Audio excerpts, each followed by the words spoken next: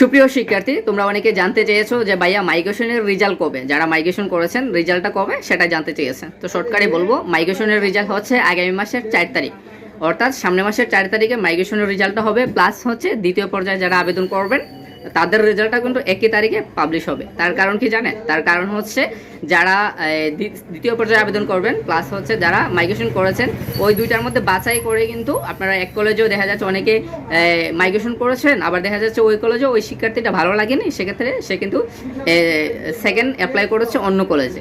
তো দুইটা মিলিয়ে কিন্তু 1 তারিখে রেজাল্ট করেছে 4 তারিখ, অর্থাৎ আপনারা চান্স যারা মাইগ্রেশন করেছেন ওই রেজাল্টটা হচ্ছে 4 তারিখ। আর মাইগ্রেশনের একটু বিষয় বলি আমি খুলে, যে আপনার মাইগ্রেশন করেছেন, আপনি কি পছন্দের কলেজেও চান্স পাবেন কিনা, তার সম্ভাবনা কতটুকু সেটা আমি একটু তুলে ধরি আপনাদের মাঝে।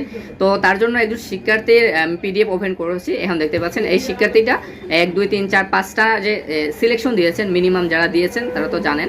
তো 5 নম্বর কলেজে যদি সে চান্স পায়, অর্থাৎ 4 নম্বর কলেজে যদি সে চান্স পায় প্রথম পর্যায়ে, সে যদি মাইগ্রেশন করে, সেক্ষেত্রে দেখা যাচ্ছে সে 3 2 নাম্বার কলেজেও যেতে পারে, আবার নাও যেতে পারে, ওটা কিন্তু কনফার্ম না। আবার দেখা যাচ্ছে আপনি ওই কলেজে থেকে যেতে পারেন, অর্থাৎ ওইটা কলেজের উপর ডিপেন্ড করে। অর্থাৎ ওই শিক্ষার্থী দেখেন, আমাদের ধরি ওই 4 নম্বর কলেজে সে চান্স পেয়েছে, বরমসাল কলেজে চান্স পেয়েছে, সে অটো মাইগ্রেশন করেছে, তো বাটারা কলেজ প্লাস হচ্ছে লংলা আধুনিক, দুইটার মধ্যে একটা কিন্তু সে সিলেক্ট হয়ে যেতে পারে। ওইটা হচ্ছে মাইগ্রেশনের মাধ্যমে, আবার নাও হতে পারে। আবার কেউ ভেবে নেবেন না আমি মাইগ্রেশন করেছি, আমি ওই কলেজ থেকে সরাসরি চলে যাবো অন্য এই কলেজে, আমার হবে না, অন্য কলেজে চলে যাবো, এটা কিন্তু ভুল ধারণা, বুঝতে পেরেছেন?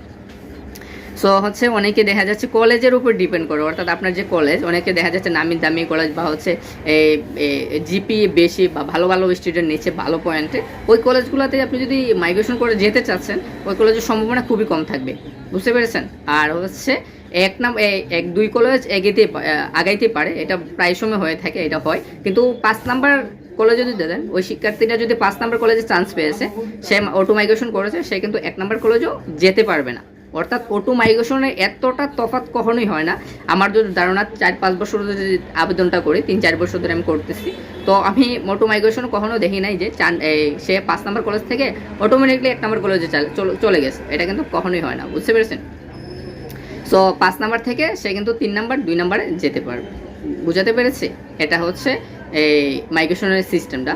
তারপরও যারা মাইগ্রেশন করবেন ভাবছেন, যারা করেছেন তো করেছেন, যারা হচ্ছে দেখা যাচ্ছে আপনার কলেজটা পছন্দ হয়ে গেছে, সেক্ষেত্রে আমি বলবো আপনার যদি ভালো লাগে, যাতায়াত কলেজেও অনেক কিছু ডিপেন্ড করে, আপনার যাতায়াত সুবিধা যদি ভালো টালো হয়, তাহলে সেক্ষেত্রে মাইগ্রেশন ওই যে সেটা কিন্তু অফ করে দিবে, তাহলে আপনার কোনো আপনার অফ করে দেবেন। দেখা যাচ্ছে অনেক সময় ভালো লাগে করে, সেক্ষেত্রে দেখা যাচ্ছে আপনার যে কলেজটা চাচ্ছেন ওই কলেজটা হয়নি, তো শেষে কিন্তু ভালোর জন্য করেছেন, হবে বিপরীত।